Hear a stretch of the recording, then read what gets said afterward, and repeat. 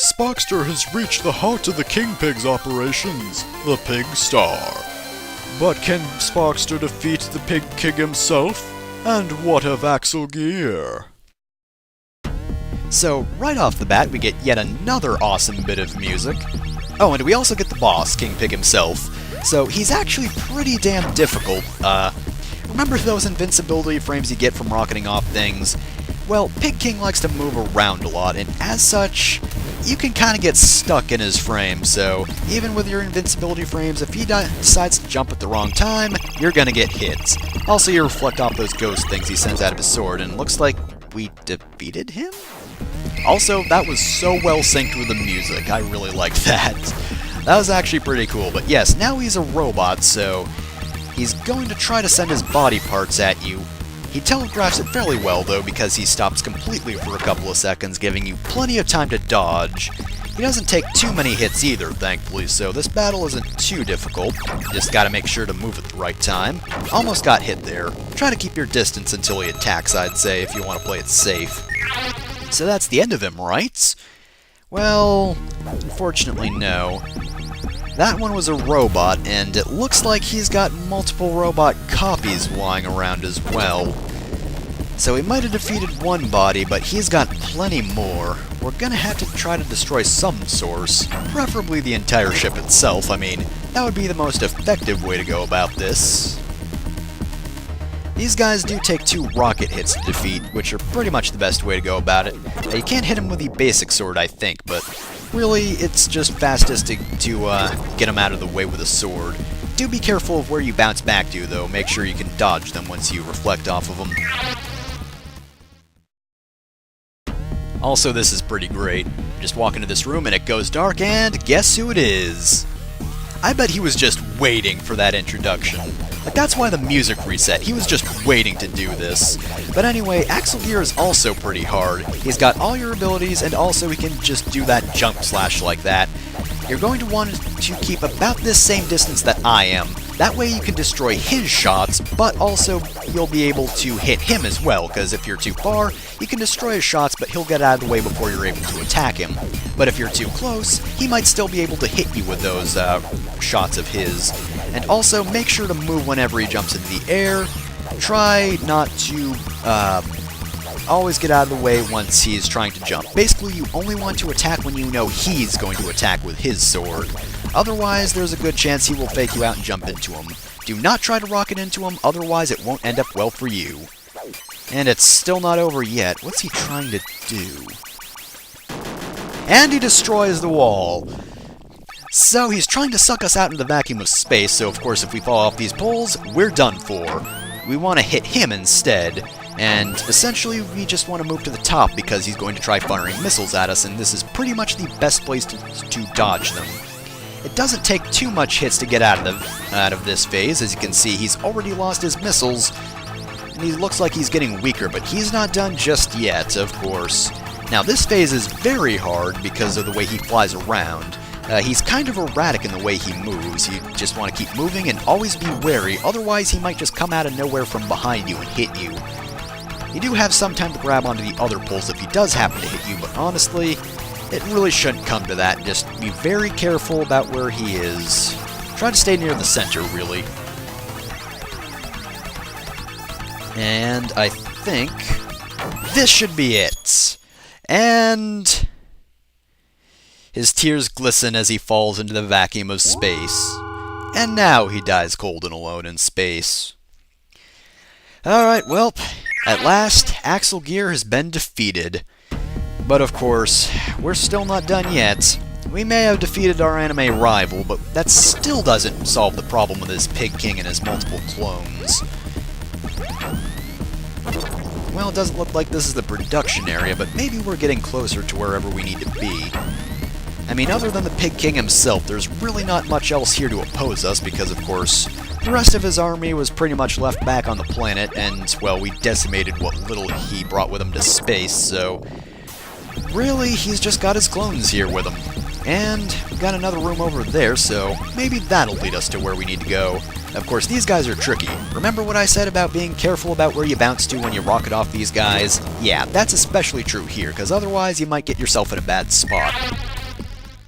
And it's time to learn about one last gimmick in a safe environment. See these things? If you hold the jump button, you can actually jump higher, because this is sort of a little anti-grab sort of section. Your rocket does not go any higher, however, so don't rely on that to get you around like this. Of course, it is very helpful for grabbing a few extra things like that. But, once you're used to this gimmick, we have to go up here for the final battle. And here we find the heart of this ship, and the Pig King himself. Apparently he was an AI all along, or maybe he uploaded himself, I don't know. We just need to take care of this guy. So now we have to get used to battling an anti-grav. He starts this battle pretty simply, he's just trying to bounce into you.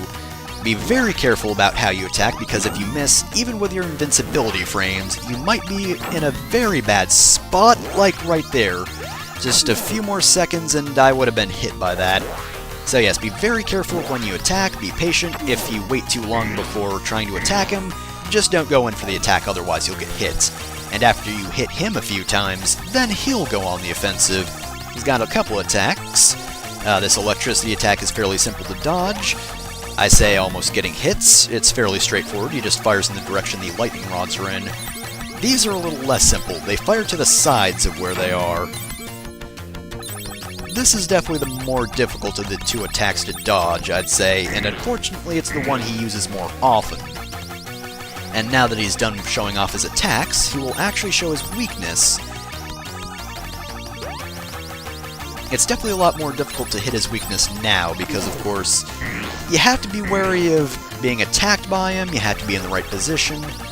Also, he doesn't really like to show his weakness until after he gets the attack off, so if his weakness is showing on the top, it's pretty damn hard to hit him, because you've only got a second or two to do so. But if it's on the bottom, you can botch it horribly somehow.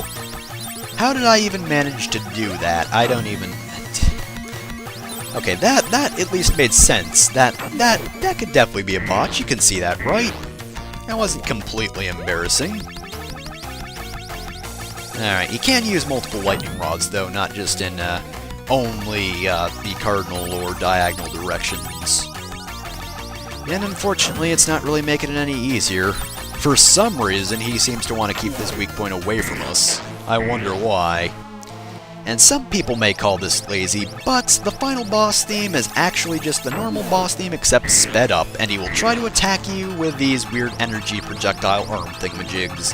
Anyway, back to music. I don't really mind it too much because the boss theme is just that good. Seriously, I love it because it's, you know, it's the standard boss music, yes, but now it's all frenzied and all that. He's going to keep trying to attack us in the same way. This attack isn't too difficult to dodge, but the thing is, if you miss a shot, then you're putting yourself in a lot of danger is the thing. So do be careful when attacking. And now we'll fire in a different manner. He's going to fire out of each one of his little hole things, and his weakness actually appears early on. Just be very direct. I think it only appears on the bottom this time around, so it's a bit easier to hit him. And thank God for those invincibility frames, because it looks like he's finished.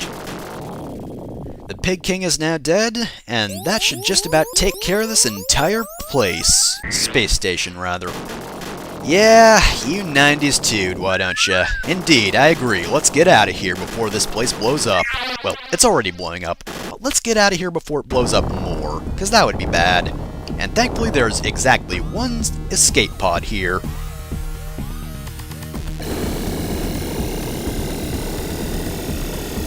Well, looks like that's our mission accomplished. The pig star's exploding, so no one's gonna use that anymore, and we got away safely. Not to mention we beat the Pig King in Axle Gear. Is it just me, or were there 2 stars that left that?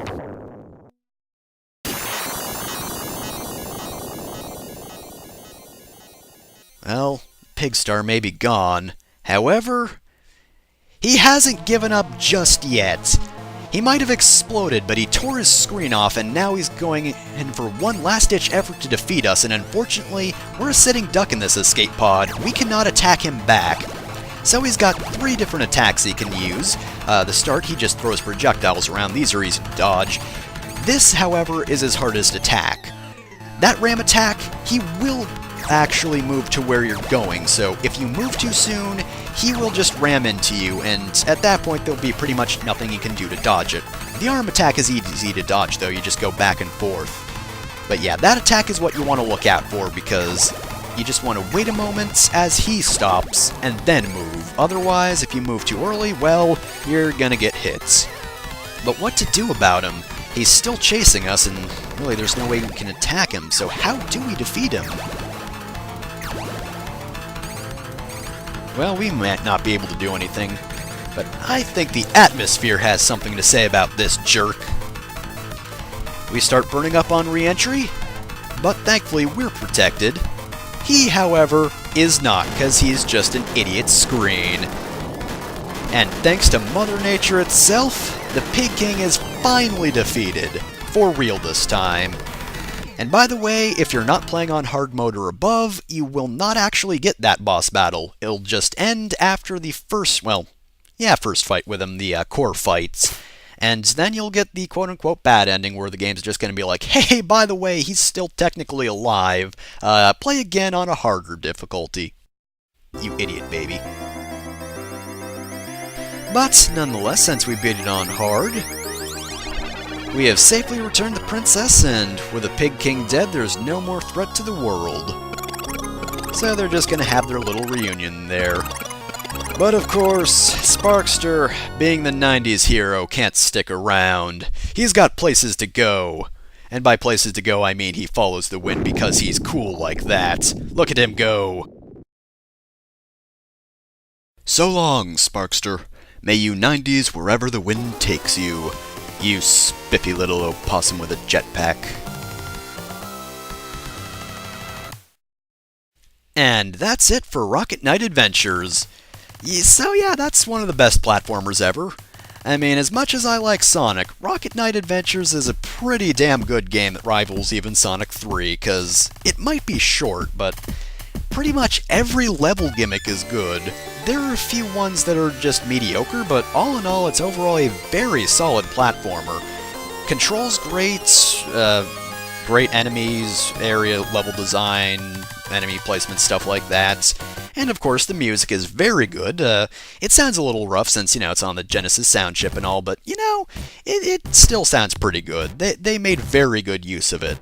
Got a damn good soundtrack, it's a good looking game, the sprites are fantastic. I can't really say a bad word against it, to be honest. Length isn't really a huge thing. Yeah, I can't think of anything off the top of my head that I really dislike. I could probably find something small, but really, all in all, it's just easier to say that Rocket Knight is a fantastic game, and is definitely one of the best platformers on the Genesis, or really Genesis games in general, really. And honestly, it kind of reminds me of a Treasure game. Like, Treasure, really good at designing games, at least back in the day where they were. I don't think they do too much nowadays, but whenever I think Rocket Knight, I usually think that Treasure did it, just because it's that good. Like, it's that level of really design in general. Because Treasure's great, and Konami, yeah, they also did a damn good job on this. And I'm just kind of speaking in circles at the moment, so since these credits are fairly short, I guess I'll just wrap it up here. So, this has been Rocket Knight Adventures. I've been Fefner Masamune. I hope you enjoyed that, and I'll see you next time for whatever I do next.